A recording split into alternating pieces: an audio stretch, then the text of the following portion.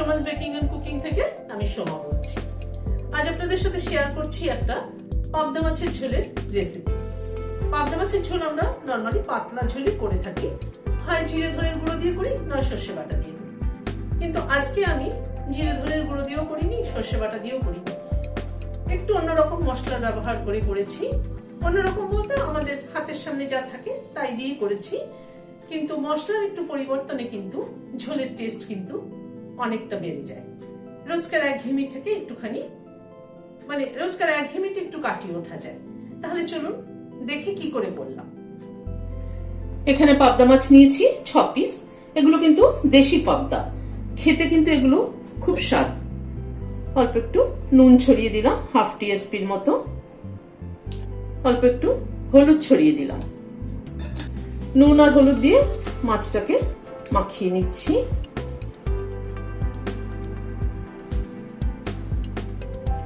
নুন আর হলুদটা মাছের গায়ে এরকম রাগ করে মাখিয়ে নিতে হবে।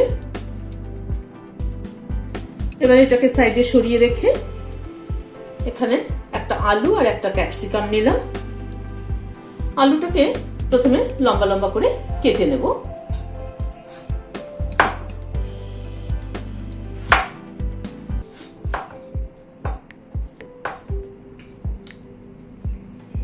এরকম লম্বা করে আলুটাকে কেটে নিচ্ছি। এবার ক্যাপসিকামটাকেও এরকম লম্বা করে কেটে নিচ্ছি।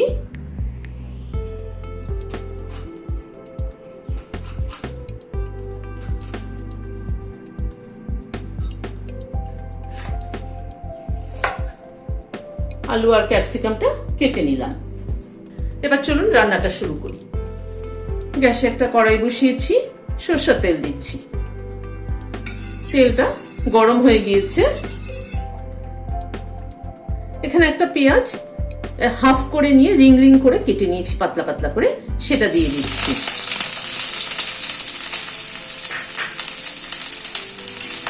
পেঁয়াজটাকে ভেজে নেব। হাই ফ্লেমে কিন্তু পেঁয়াজটা ভাজছি।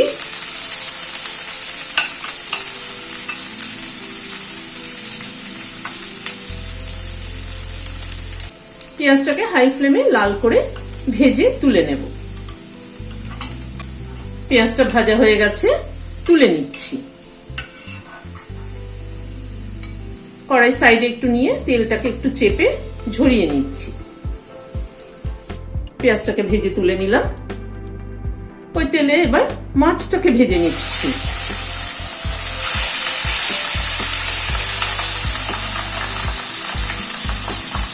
মাছটাকে উল্টে দিচ্ছি।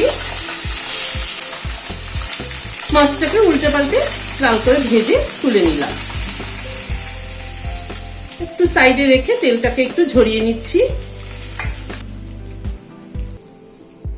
আবার 3টে মাছ দিয়ে দিচ্ছি।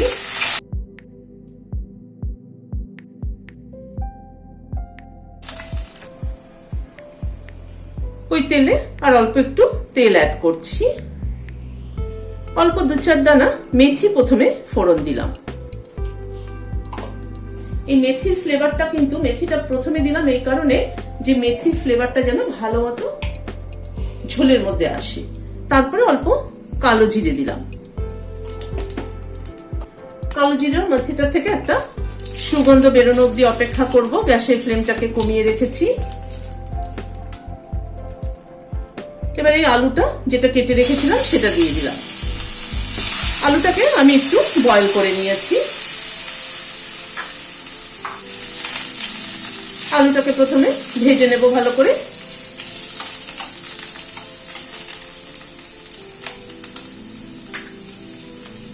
আলুটার মধ্যে অল্প নুন অ্যাড করে দিলাম।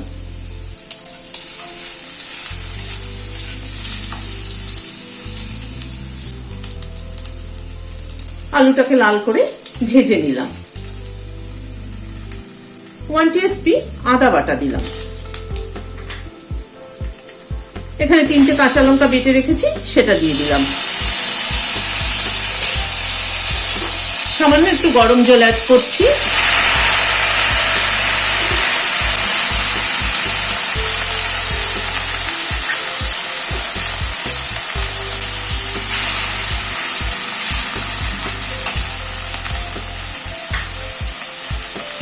হাফ টিস্পুন হলুদ দিলাম।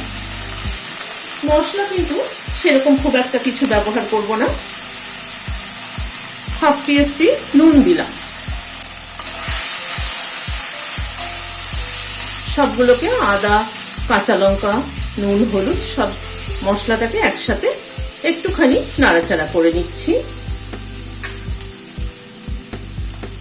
এখানে দই ফেটিয়ে রেখেছি 3 টেবিল চামচ মতো, দইটা দিয়ে দিলাম।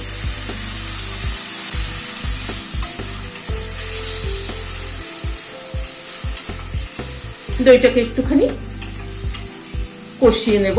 গ্যাসের ফ্লেমটাকে কিন্তু একদম কম করে রেখেছি। আর দইটা একটুখানি সমানে নাড়তে হবে দইটা দেওয়ার পরে।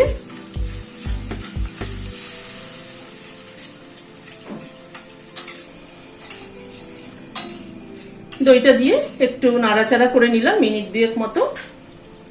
কাশ্মীরি রেড চিলি পাউডার দিয়ে দিচ্ছি অল্প একটু, সামান্য পরিমাণ, হাফ টিস্পুনও কম।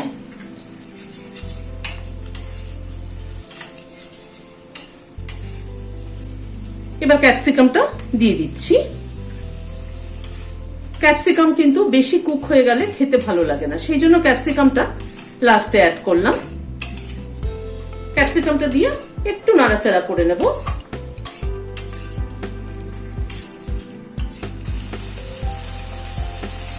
ক্যাপসিকামটা দিয়ে মিনিট 2 একটু নাড়াচাড়া করে নিলাম। এবার গরম জল অ্যাড করে দিচ্ছি।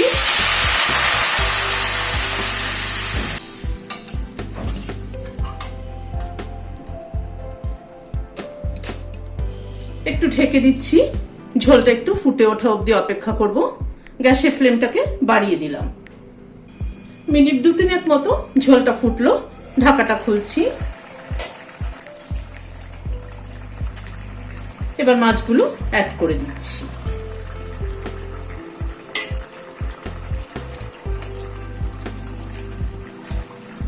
পাবদা মাছ যেহেতু খুব নরম মাছ, ঝোলের সাথে কিন্তু বেশি ফোটাবো না, জাস্ট মিনিট খানেক একটুখানি ফুটবে। একবার একটু ঝোলের নুনটা চেক করে নিচ্ছি, একদম ঠিক আছে। লাস্টে এই পেঁয়াজ ভাজাটা ওপর দিয়ে দিচ্ছি।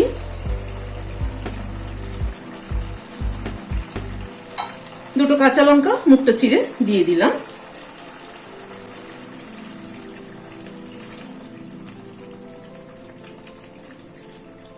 আর একটু কাঁচা সর্ষের তেল ছড়িয়ে দিচ্ছি। এই কাঁচা সর্ষের তেল, পেঁয়াজ ভাজা, কাঁচা লঙ্কা এগুলো যে দিলাম, এগুলোতে কিন্তু মাছের ঝোলের টেস্টটা কিন্তু একদম পাল্টে দেবে। এবার গ্যাসটা বন্ধ করে দিচ্ছি, দিয়ে ঢেকে দিচ্ছি স্ট্যান্ডিং টাইম 5 মিনিট। গরম গরম ভাতের সাথে এরকম একটা মাছের ঝোল হলে কিন্তু খাওয়া হয়ে যায়। আর পাবদা মাছ দেখুন আমরা সবসময় একটুখানি পাতলা ঝোল খেয়ে থাকি, আজকে কিন্তু পাতলা ঝোলই করলাম আমি, কিন্তু বাট একটু অন্যরকম করে করলাম। আশা করি আপনাদের ভালো লাগবে।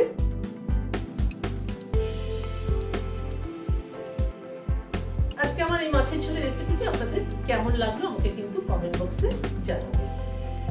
ভালো লাগলে লাইক এবং একটা সাবস্ক্রাইব করার অনুরোধ রইল।